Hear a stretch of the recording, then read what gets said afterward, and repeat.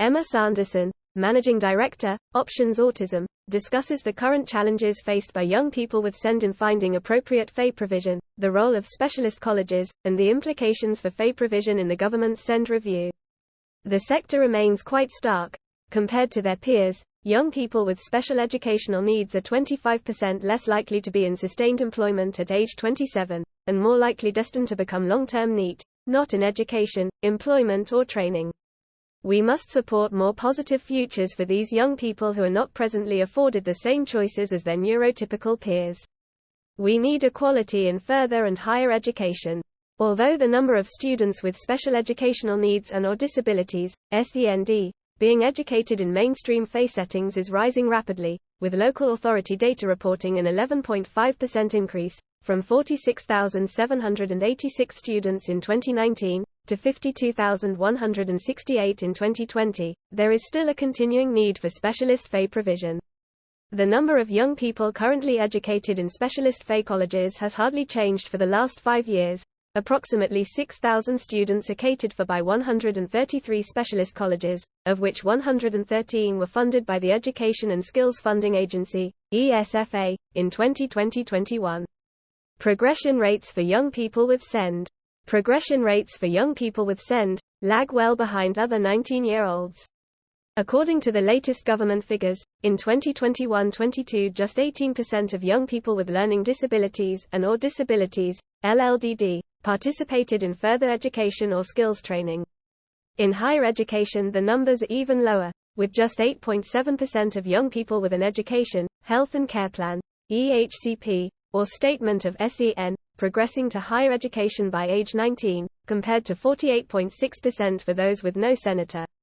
While both specialist and mainstream colleges provide programs of learning designed to meet the needs of students with SEND, specialist colleges provide for those with more complex needs which cannot be effectively resourced in mainstream provision. These students require multi-disciplinary specialist input and expertise, and would struggle in a busy mainstream environment. What must the SEND review also address? The government's recent SEND review, Right Support, Right Place, Right Time, aimed at improving outcomes for children and young people with SEND, is very welcome, but if specialist colleges are to continue to provide a crucial role in a future SEND system, the SEND review must also address current challenges. Misinterpretations about the nature and status of specialist colleges results in some local authorities, LAs, parents and carers, not considering them an option alongside schools or colleges as potential providers. Specialist colleges tend to be regarded as private and excluded from the local offer.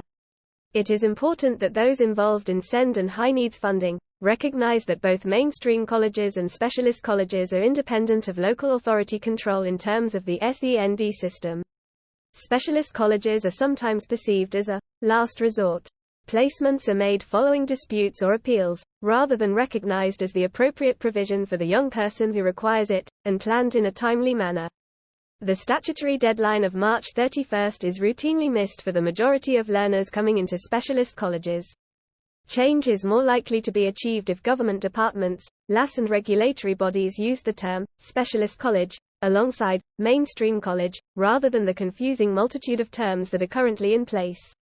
As part of a future vision, specialist colleges should be positioned as an integral part of the FE sector, not simply an add-on to secure placement for a young person at the last minute. There needs to be a clear set of policies for mainstream and specialist FE, that sit outside of those for mainstream and special schools. Positives in the review. There are positives in the review. The ambition to apply coherent standards to alternative provision, local inclusion plans to be overseen by the DFE, and banded price tariffs for high needs funding. But the proposals miss an opportunity to improve the way funding is fairly and properly allocated for students, particularly those whose needs are real but less pronounced, often the case with autistic young people. CONCLUSION. Although the DFA's consultation highlights the poorer outcomes young people with SEND achieve throughout their education, it does not contain any recognition of the needs of young people, nor any explicit support for FE.